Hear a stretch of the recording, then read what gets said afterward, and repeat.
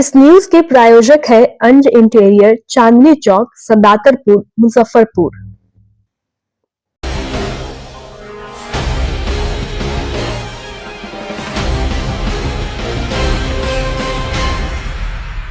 नमस्कार, स्वागत है आपका डे न्यूज में और दिन भर की तमाम अहम खबरों के साथ मैं हूं आरती सिंह। आगे बढ़ने से पहले आइए नजर डालते हैं आज की खास खबरों पर। महाकुंभ से लौट रही कार और ट्रक में जोरदार टक्कर, 2 श्रद्धालुओं की मौत, 9 घायल।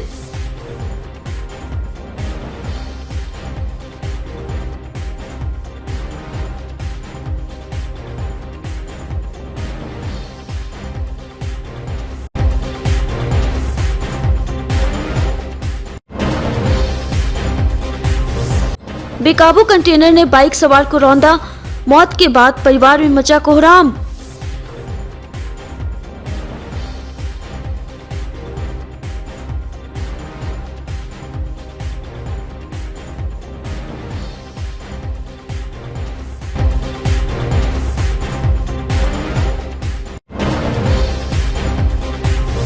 और युवक की संदिग्ध स्थिति में मौत, पुलिस कर रही है मामले की जांच।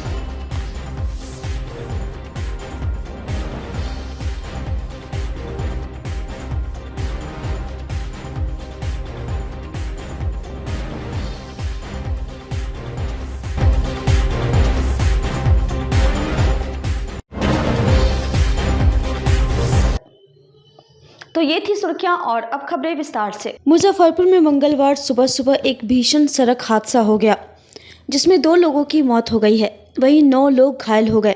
जानकारी के अनुसार सभी महाकुंभ से स्नान कर वापस लौट रहे थे, इसी दौरान यह हादसा हो गया।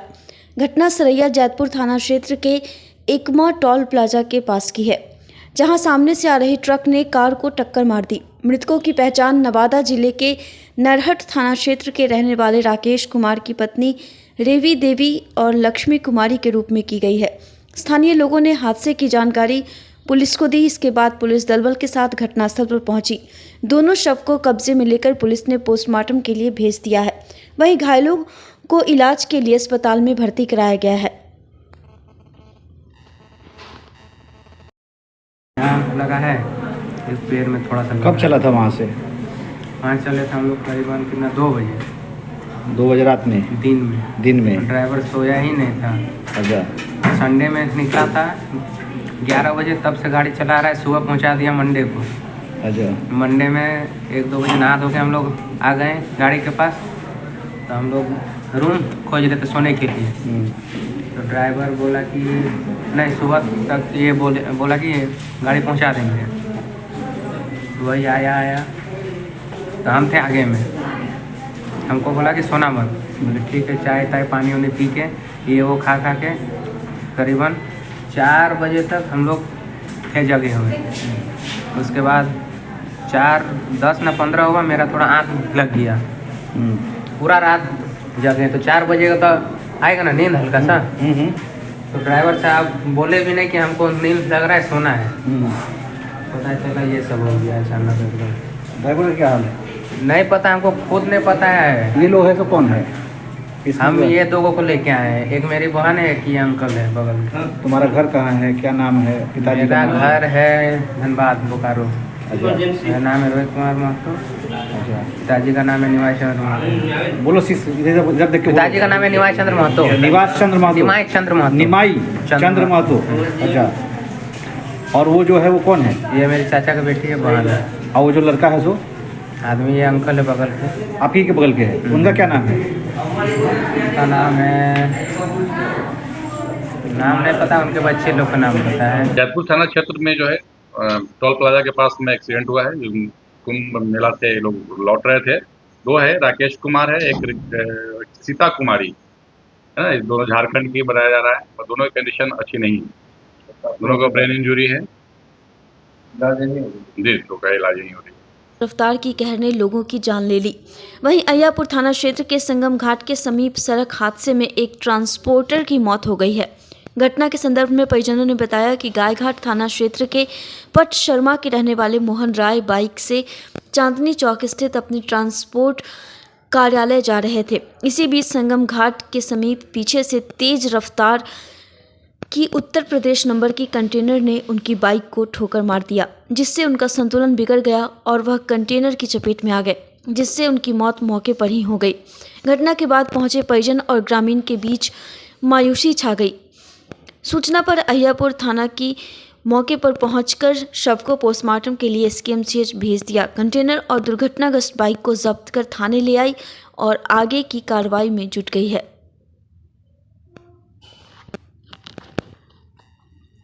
ये जो घटना हुआ है सो हमारा चचेरा भाई था। वो चांदनी चौक अपना ट्रांसपोर्ट पर जा रहे थे, बाइक से थे, और वो पीछे से यूपी नंबर को जो गाड़ी था कंटेनर है वो उसके ऊपर चढ़ा दिया गया है। ये संगम घाट पुल पार करने से बाद है। पहले हाँ, घर से जा रहे थे, खाना वाना लेकर वो बाइक से जा रहे थे ट्रांसपोर्ट पे। ये गायघाट प्रखंड में पटसरमा हुआ। वो करीब 10 बजे के बाद निकले थे। वो आप लोग को कितना बजे जानकारी? हम लोगों को 11 बजे जानकारी हुआ। वहाँ का पब्लिक हम लोगों को फ़ोन करके बताया। कंटेनर पकड़ाया भी है? हाँ, कंटेनर पकड़ाया हुआ है। जो प्रशासन ले गए हैं, बाइक और कंटेनर दोनों गाड़ी को बोले थे कि हम जा रहे हैं थाना पर लेके। अहियापुर थाना। क्या नाम है उनका? मोहन राय। क्या करते थे वो? जी, क्या करते थे वो? ट्रांसपोर्टर है, गाड़ी घोड़ा अपना चलवाते थे। कितना उम्र रहा? 25 साल। घटना हुई है? घटना रोड एक्सीडेंट में हुआ है, कंटेनर से हुआ है। कंटेनर से? जी। कहाँ पर हुई है घटना? ये घटना हुआ है विजय छपरा नोबेल हॉस्पिटल पुराना है ना, वहीं पे। कहाँ के व्यक्ति है? ये गाड़ी का पेपर से बताया जा रहा है रामनगर भूसरा गायघाट का है। जी। किधर की ओर से किधर जा रहा है? ये दरभंगा तरफ से आ रहा है और मोतिहारी रोड की तरफ जा रहा है। पहचान नहीं हो पाई? नहीं, पहचान नहीं हो पा रहा है। मोबाइल है उसके पास। मेरा नाम सुरेश कुमार हुआ। मुजफ्फरपुर के सिकंदरपुर थाना क्षेत्र के Awadh Nagar new colony Balughat road number 3 में मंगलवार को परिजनों के द्वारा एक युवक को संदिग्ध परिस्थिति में एसकेएमसीएच ले जाया गया, जहां चिकित्सकों ने उसे मृत घोषित कर दिया। परिजनों ने बिना पोस्टमार्टम कराए शव को घर ले आए और अंतिम संस्कार की तैयारी करने लगे। इसी बीच सिकंदरपुर थाना की पुलिस को मौत की जानकारी मिली। थानाध्यक्ष के नेतृत्व में पुलिस बल मृतक के घर पहुंची और जांच पड़ताल में जुट गई। हालांकि मृतक के परिवार वालों के अनुसार युवक पहले से बीमार था, जिसे इलाज के लिए एसकेएमसीएच ले जाने के दौरान उसकी मौत हो गई। वहीं युवक की मौत की खबर सुनते ही मोहल्ले वासियों की भीड़ मौके पर जुट गई। मौके पर मौजूद थानाध्यक्ष ने घटना की जानकारी डीएसपी टाउन सीमा देवी को दी। सूचना पर डीएसपी टाउन मौके पर पहुंचकर मृतक के शव की जांच पड़ताल की और उपस्थित परिजनों से युवक की मौत की जानकारी ली।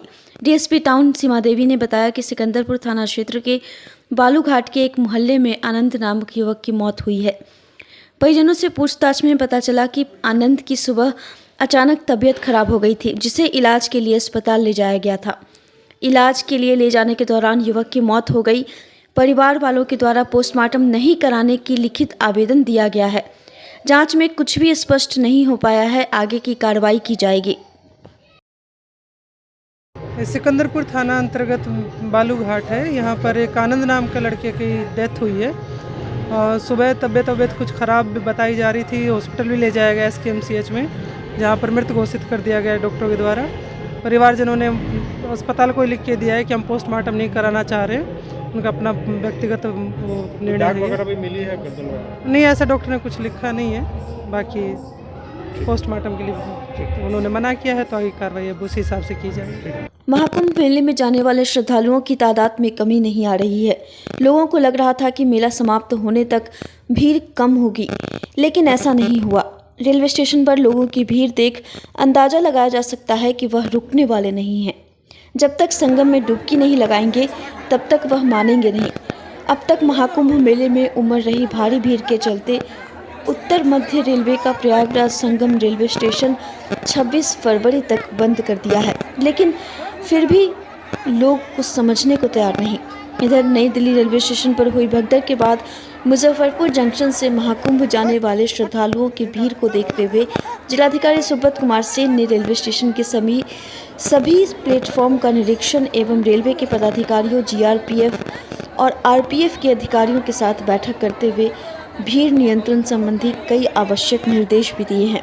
साथ ही एसओपी भी बनाए गए हैं। महाकुंभ की समाप्ति की ओर बढ़ने के साथ बढ़ती हुई भीड़ को ध्यान में रखते हुए मुजफ्फरपुर रेलवे स्टेशन और उसके आसपास के क्षेत्र में बेहतर भीड़ नियंत्रण और यात्रियों को बेहतर सुविधाएं प्रदान करवाने का निर्देश दिया है। दिया गया रेलवे स्टेशन पर मजिस्ट्रेट वगैरह भी कुछ है? हम लोगों ने मजिस्ट्रेट और अतिरिक्त पुलिस बल प्रतिनियुक्त किया है और आरपीएफ के साथ लगातार कोऑर्डिनेशन में है और जो रेलवे के सीनियर ऑफिसर्स हैं उनसे भी बात हो रही है। कल मुख्य सचिव महोदय के द्वारा वीसी भी हुई थी, तो एक्स्ट्रा डिप्लॉयमेंट हम लोगों ने स्टेशन पर और उसके आसपास किया है ताकि अगर किसी तरह की अत्यधिक भीड़ भाड़ की संभावना होती है या भीड़ बढ़ती है तो उसको इमीडिएटली कैसे मैनेज किया जाए, इस संबंध में रेलवे प्रशासन के साथ जो हमारे अतिरिक्त पुलिस बल हैं, पदाधिकारी हैं, वो लोग कोऑर्डिनेट करेंगे। तो इसकी व्यवस्था की गई है। इसके अतिरिक्त एसडीआरएफ की एक टुकड़ी भी लगाई गई है किसी कंटिजेंसी से निपटने के लिए। किसी इमरजेंट सिचुएशन में अगर एसडीआरएफ को इंटरवीन करना पड़े तो हम लोगों ने इसके लिए उसकी एक टुकड़ी को वहीं स्टेशन पर अभी जब तक भीड़ घटती नहीं है, सामान्य नहीं होती है, तब तक हम लोगों ने तब तक के लिए तैनात कर दिया। भारत में विशेषकर ग्रामीण और परंपरागत समाजों में अंतर्जातीय विवाह को अक्सर स्वीकार नहीं किया जाता। जब एक उच्च जाति का लड़का दलित समाज की लड़की से प्रेम विवाह करता है तो परिवारों की प्रतिक्रिया बहुत विविध हो जाती है। कुछ ऐसा ही मामला मुजफ्फरपुर के करजा थाना क्षेत्र के रेपुरा गांव से निकलकर सामने आ रहा है। स्वर्गीय अशरफी ठाकुर के 36 वर्षीय पुत्र पंकज ठाकुर ने मोतीपुर थाना के रतनपुरा गांव की छोटी जाति के 21 वर्षीय शोभा कुमारी से प्रेम प्रसंग में 2024 के जुलाई महीने में हिंदू रीति रिवाज से मंदिर में शादी कर ली। शादी के बाद लड़की के परिजनों ने लड़की को अपनाने से इनकार कर दिया। तरह तरह से लड़की को टॉर्चर किया जाने लगा, जिस वजह से लड़का अपना घर परिवार छोड़कर शहर में किराए के मकान में रहने लगा। उसके बावजूद उसे आए दिन जान से मारने की धमकी दी जा रही है, जिससे तंग आकर नव दंपत्ति ने मंगलवार को एसएसपी से मिलकर जान माल की सुरक्षा की गुहार लगाते हुए ज्ञापन सौंपा। दोनों विवाहित जोड़े ने SC/ST थाने में भी आवेदन देकर शिकायत दर्ज कराई है। पूरे मामले पर अधिवक्ता सुधीर कुमार ओझा ने बताया कि शोभा कुमारी जो दलित जाति से आती है और पंकज ठाकुर जो उच्च जाति से है, दोनों ने अपनी मर्जी से प्रेम विवाह किया है। शादी के बाद से ही लड़का के पटीदार परेशान करने लगे।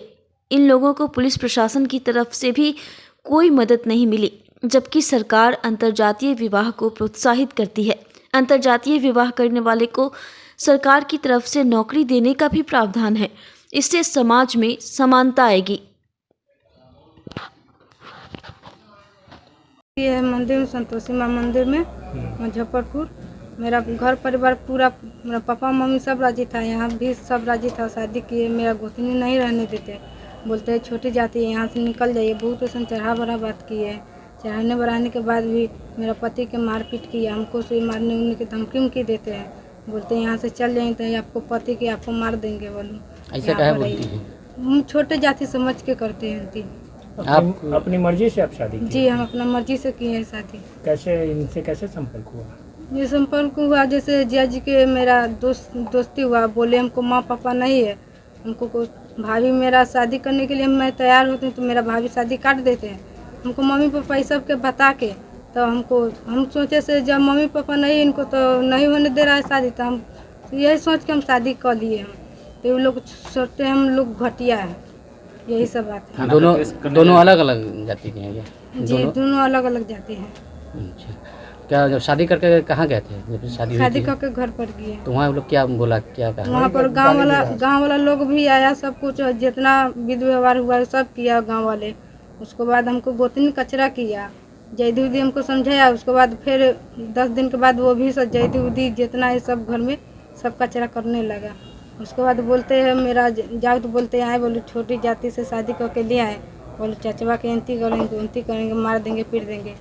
कल बात की उनको फ़ोन से, तो बोल रहा है बोलो चचवा के बोल दीजिएगा देश सही मजबूत करके रखने के लिए, बोलो आएंगे तो बोलो उसको हम पीटेंगे। बोलो अभी कहाँ रहते हैं आप लोग? अभी हम रहते हैं, अभी डेरा लेकर रहते हैं। और क्या घटना हुई अभी जो यहाँ है? यहाँ घटना होते है घर में नहीं रहने देते, बोलते हैं यहाँ से चल जाइए। थाना में आप लोग क्या चाहते हैं? हम लोग चाहते हैं घर में रहने के लिए। थाना में गए थे? जी, थाना में गए थे। क्या बोला? थाना में गए, एप्लीकेशन लिख के दिए। उसके बाद बोले जाइए आपको काम हो जाएगा। वहाँ गए तो उसके बाद बोल दिया से गया, एक बार गया चेक इन में, उसके बाद चल आया। दोनों आदमी संतोषी माँ के मर्जी में 7वां महीना में शादी की है, ठीक है। उसके बाद हम घर पर गए तो घर पे 2-4 गाँव वाला सब आया और सब कुछ मतलब कि जो होता है अपन नियम चुमा उमा किया। उसके बाद फिर वो उसके बाद 2-3 दिन ठीक रहा। उसके बाद सब मिल गया, गाली गलौज करने लगा। मेरा बड़ा भतीजा उस अभिषेक ठाकुर वो भी धमकी देता है पिस्टन से। चुन्नी देवी मेरा भाभी वो भी धमकी देता है पिस्टन से। तन्नू मेरा भतीजी वो भी धमकी देता है। यहाँ क्या शादी क्या है किया तुम चमार से?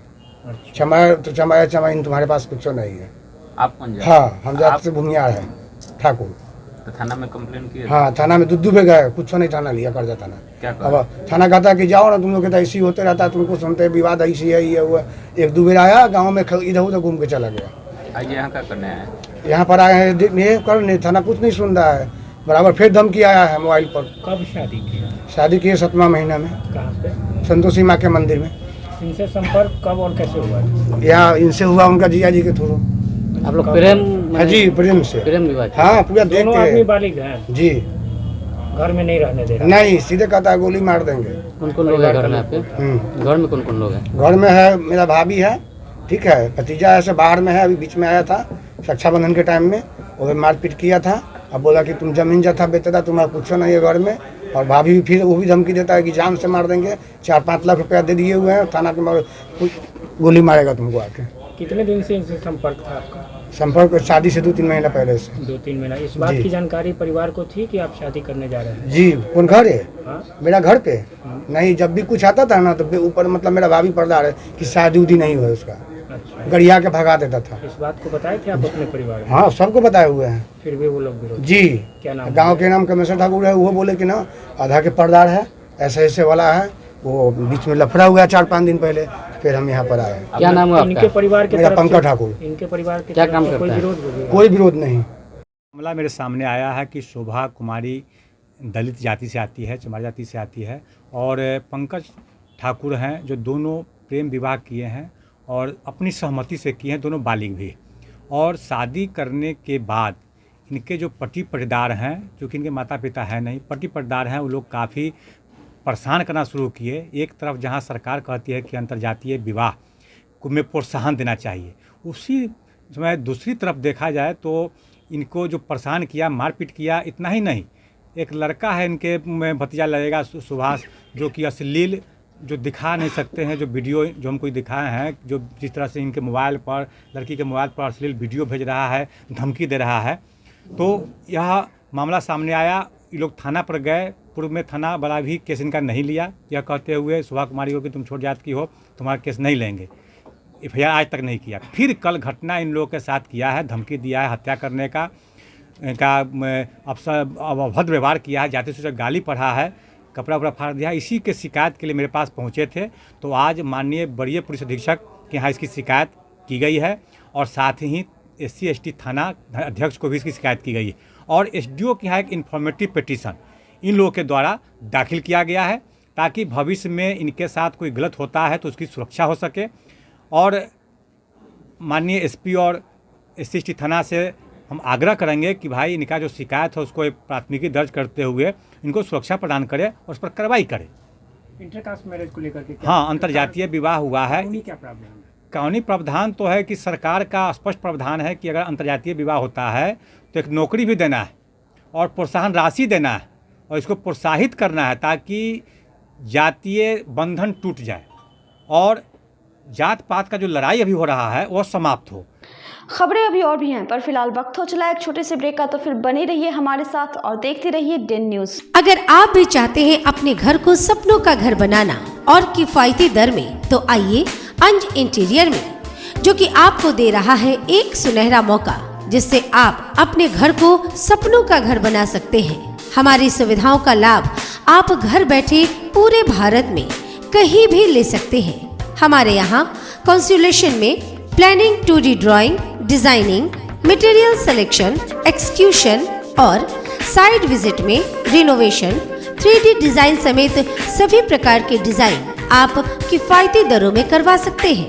हमारा पता है अंज इंटीरियर, चांदनी चौक से सदातपुर रोड स्थित C8 शॉपी के फर्स्ट फ्लोर पर, मुजफ्फरपुर। हमारा फोन नंबर है 9263237503। ऑल ओवर एक्चुअली बेसिकली हमारा जो ये डिज़ाइन का काम है, तो ऑल ओवर हम लोग इंडिया टारगेट करते हैं। हमारे पास गुवाहाटी के भी प्रोजेक्ट्स है, वडोदरा के भी प्रोजेक्ट्स है, वी आर वर्किंग, मुजफ्फरपुर का भी प्रोजेक्ट्स चल रहे हैं।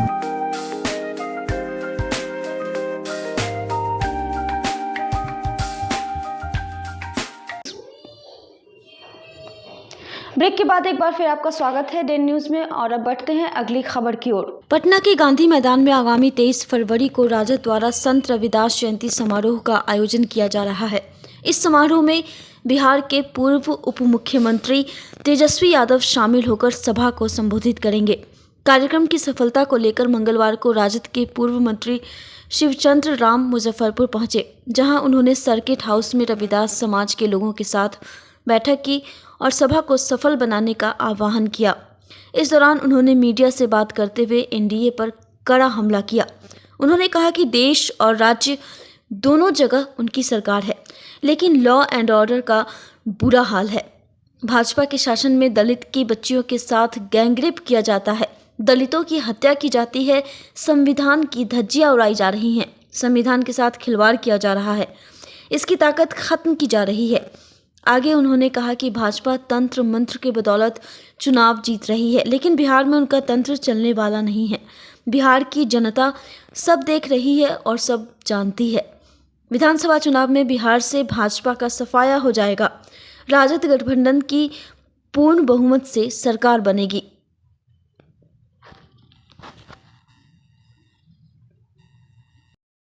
रही है हमारे नेता लालू प्रसाद यादव जी बाबा साहब भीमराव अम्बेडकर साहब के संविधान पर विश्वास करते हुए और वो आगे बढ़ने का काम करते हैं। बाबा साहब भीमराव अम्बेडकर के पर अगर विचार पर अगर नहीं चलते तो यही मुजफ्फरपुर है। इस मुजफ्फरपुर की यूनिवर्सिटी का नाम बाबा साहब भीमराव अम्बेडकर यूनिवर्सिटी उन्होंने बनाने का काम किया। और इस ट्रेन की जहाँ तक की सवाल रहा कि आज के डेट में हमारा जो है रामचंद्र पूर्वे जी एक वैश्य समाज से आते हैं, उनको भी लालू प्रसाद यादव जी ने मंत्री बनाए। आज इसी मुजफ्फरपुर के बालदेव महतो ऐसे लोग, नुनिया का बेटा, उनको भी उन्होंने मंत्री एमएलसी बनाने का काम किया। रामकरण सहनी ऐसे लोग, उनको भी कहने का मतलब ये कि उन्होंने सहनी समाज का है, उनको भी उन्होंने बनाने का काम किया। रमई राम जी ऐसे लोगों को मंत्री बनाने का काम किया। कमल पासवान ऐसे लोगों को मंत्री बनाने का काम किया। तो हमारे पार्टी में सब लोगों का समागम है, सब लोग ये है। लेकिन हमारा निश्चित रूप से तेजस्वी यादव जी का कुशल नेतृत्व पर आज के नौजवान गरीब गुरबा विश्वास कर रहा है। सबके मुंह में सिर्फ एक ही बात है कि एक बार तेजस्वी यादव बिहार का सीएम हो, और उन्होंने तो ऐलान किया है 25 के चुनाव में तेजस्वी यादव जी आएंगे तो माई बहन योजना, मान योजना उन्होंने कहा है कि हम लगाएंगे 25-25 रुपया प्रत्येक। लोगों को विश्वास नहीं हो रहा। अब विश्वास तो करना पड़ेगा ना, ये भी विश्वास नहीं हो रहा था। ये कौन लोग थे कहने वाले? क्या चुनावी एजेंडा है क्या? वो कौन लोग थे जिन्होंने कहा था कि तेजस्वी यादव अपने बाप के यहाँ से पैसा लाएगा? वो कौन लोग थे जिन्होंने कहा था जेल से पैसा लाएगा? और वही तेजस्वी यादव 5 लाख बेरोजगारों को रोजगार दिया और कहा गांधी मैदान में बुलाकर किन से, जिन लोगों ने कहा था कि बाप कौन से पैसा लाएगा। इस पर विश्वास जनता विश्वास कर रही है। वो तो नेताओं की बयानबाजी थी, निचले स्तर पर विश्वास नहीं। बयानबाजी नहीं, गांव घर के गली पे जाकर के देखिए। अभी तो गया में मैं था, एक बूढ़ी जो चाय की दुकान पर बैठी थी, उन्होंने हमको कहा कि तेजस्वी बहुआ आबाद रहे। हम लोगों की हालत बहुत ख़राब है, बेटा नहीं रहता, पुतो नहीं रहता, अकेले रहते, अब कोई देखने वाला नहीं है। इसलिए बोलूँ उन्होंने अगर कहा है कि 25-25 रुपया हम प्रत्येक महिला को देंगे तो ये बहुत अच्छा बात है। भाजपा बोल रही है कि 2025 में जो है राजद 25 सीटों पर जो है सिमट जाएगी। अरे भाजपा अपने लिए सोचे ना, उसकी जमीन खिसक गई है ना। अरे बिहार में सरकार है और देश में सरकार है। लॉ एंड ऑर्डर की क्या स्थिति है? अभी बोचहा की क्या स्थिति रहा बताइए, क्या स्थिति रही? दलितों को कहने का मतलब कि दलितों के बच्चियों के साथ गैंग रेप किया जाता है, दलितों की हत्या की जाती है, संविधान की धज्जियां उड़ाई जाती हैं, संविधान की ताकत को खत्म कर दिया गया। इसी नाम पर उनको जो है कि लोग वोट देने का काम करेगा। संविधान बचाओ देश बचाओ, जिस तरीका से ये लोग संविधान की ताकत को खत्म कर रहा है, इस ताकत का जवाब इनको 25 के चुनाव में मिल जाएगा। दिल्ली में तो ऐतिहासिक जीत हासिल की। जीत हासिल किए हैं, कैसे किए हैं, क्या है ये जो तंत्र जो अभी चल रहा है ना, उस तंत्र के बदौलत ये लोग अपना काम कर रहे हैं, उससे काम चलने वाला नहीं है। जीत हासिल कर लिया, कहाँ कर लिया उसको हम नहीं जानते हैं। बिहार में एनडीए का सफाया हो जाएगा। पीआरडी बिहार विश्वविद्यालय राजनीति विज्ञान विभाग व आईसीएचआर के संयुक्त तत्वावधान में परिसर स्थित सीनेट हॉल में ऐतिहासिक परिप्रेक्ष्य में भारतीय सांस्कृतिक राष्ट्रवाद विषय पर 2 दिवसीय राष्ट्रीय सेमिनार का मंगलवार को समापन हुआ। मुख्य वक्ता दिल्ली यूनिवर्सिटी के राजनीतिक विज्ञान के वरिष्ठ प्राध्यापक डॉक्टर संगीत कुमार रागी ने पश्चिम के उस सोच को नकार दिया जिसके अनुसार भारत कभी एक राष्ट्र था ही नहीं। उन्होंने अपने तर्कों द्वारा स्पष्ट रूप से बताया कि किस तरह संयुक्त राज्य अमेरिका ने अपने राष्ट्र निर्माण हेतु कैथोलिक धर्म का सहारा लिया और आज क्यों अपनी राष्ट्रीयता की रक्षा के लिए यूरोप के देश सारी सहिष्णुता को ताक पर रख दूसरे मुल्कों से आने वाले को प्रतिबंधित करने के लिए वीज़ा नियमों को कठोर बना रही है। उन्होंने कहा कि भारतीय राष्ट्रवाद का दर्शन स्वामी विवेकानंद, टैगोर और गांधी के विचारों में झलकती है। वेदों और उपनिषदों की ऋचाओं में उन्हें पाया जा सकता है। मुख्य अतिथि member of parliament Rajya Sabha professor Rakesh Sinha ने ऐतिहासिक परिप्रेक्ष्य में भारतीय राष्ट्रवाद की प्राचीनता का उल्लेख किया।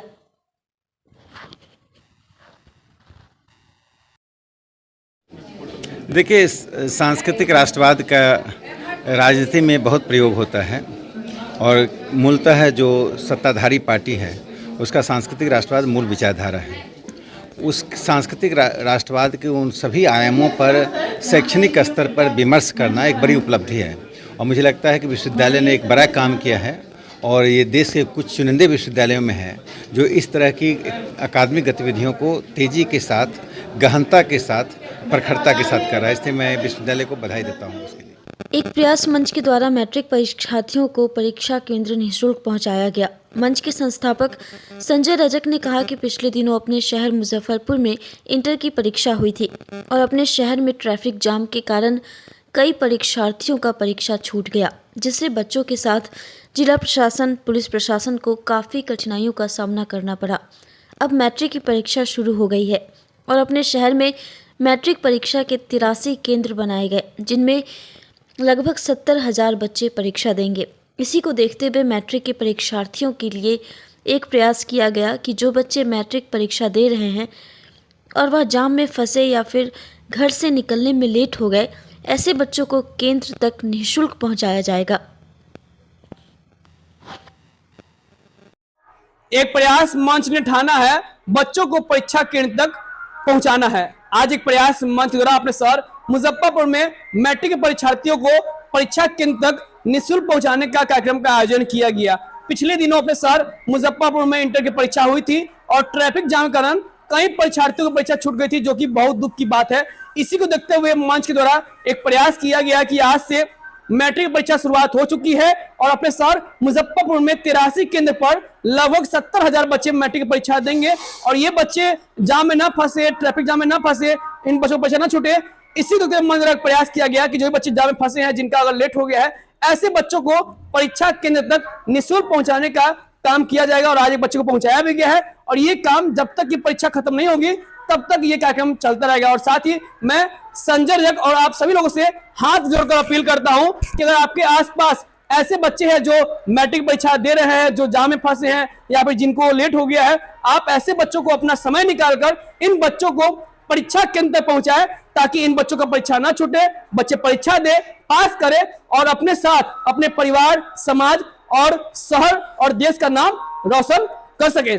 सोमवार को मुजफ्फरपुर के गौशाला रोड स्थित Saint Xavier's junior senior school का वार्षिक उत्सव विद्यालय के बच्चों के द्वारा हर्ष और उल्लास के साथ मनाया गया। इस समारोह का शुभारंभ विद्यालय के निदेशक अमिताभ चंद्रा, सचिव प्रियंका चंद्रा, संयुक्त निदेशक आमोद कुमार दत्त, सेंट जेवियर्स की सभी शाखाओं की प्राचार्य व शाखा प्रभारी के द्वारा संयुक्त रूप से दीप प्रज्वलित कर किया गया। स्कूल की प्राचार्य आशा किरण सिन्हा ने अपने संभाषण में कहा कि इस विद्यालय में प्रतिभाशाली छात्र छात्राओं की कोई कमी नहीं है। शिक्षा जगत, खेल जगत आदि में यहाँ के छात्रों ने अपना परचम लहराया है। प्राचार्य के द्वारा छात्र छात्राओं के विकास एवं प्रतिफल का वार्षिक प्रतिवेदन प्रस्तुत किया गया। वहीं Saint Xavier's junior senior school के छात्र छात्राओं द्वारा रंगारंग कार्यक्रम प्रस्तुत किए गए, जिसमें नृत्य, संगीत एवं नाटक की प्रस्तुति दर्शाई गई। छात्र एवं छात्राओं ने अपनी कला का बेहतरीन प्रदर्शन कर दर्शकों को अचंभित कर दिया। मौके पर विद्यालय के शाखा प्रभारी मार्शल दत्त, दीपक चंद्र सिन्हा सहित सभी शिक्षक गण एवं अन्य कर्मचारी उपस्थित रहे। Y llega ahora, tan de repente, y la he sentido toda mi vida con tu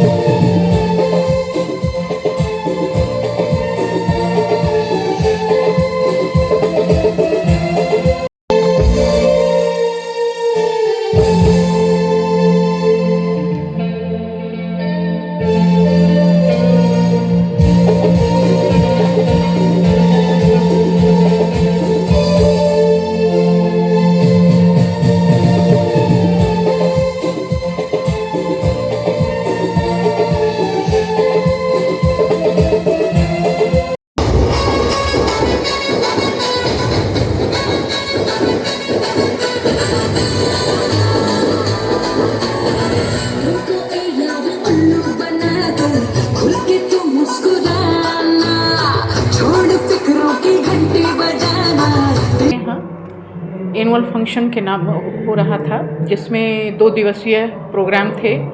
first day हमारा किंडरगार्टन स्कूल है, हमारा ब्रांच वहाँ का था। 16th को 17th को हमारे यहाँ था। ये हमारे यहाँ सिलेबस तो पूरी होती है और पढ़ाई बच्चों की ध्यान दी जाती है। इसके साथ ही उनके सर्वांगीण विकास के लिए हम कटिबद्ध हैं और उनकी पढ़ाई के साथ साथ उनका स्पोर्ट्स, कल्चरल एक्टिविटीज़, योगा और एलोक्यूशंस सारे चलते रहते हैं। साल के अंत में हम इन सारे चीज़ों का अलग अलग कंपटीशन करते हैं। हम ये जायज़ा लेते हैं हमारे बच्चे किस हद तक इसमें आगे बढ़े हैं, जिसमें बच्चे कहीं भी जाए यहाँ से पढ़ के तो उनका एक अपना जो एक्टिविटी है, अपना जो उनकी क्षमता है अपनी, वो आगे आ सके, किसी भी फील्ड में वो जाके एडजस्ट हो सके।